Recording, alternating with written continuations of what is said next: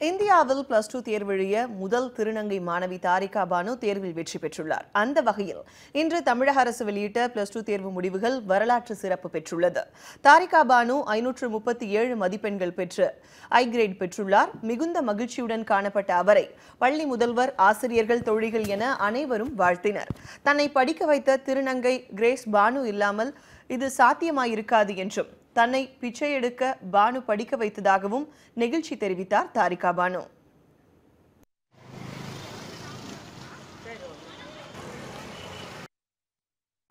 படிக்க முக்கிய காரணம் என்ன கிரேஸ் தான்.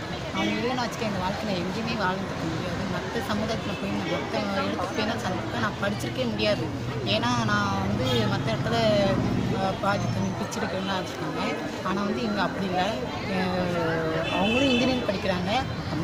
என்ன மாதிரி ஒரு பொண்ணுக்கு நான் படிக்கணும்னு சொல்லி எனக்கு இப்போதைக்கு படிக்க வச்சுருக்காங்க. மற்றவங்கள்ட்ட பிச்சை எடுத்து இனி படிக்க வச்சுருக்காங்க.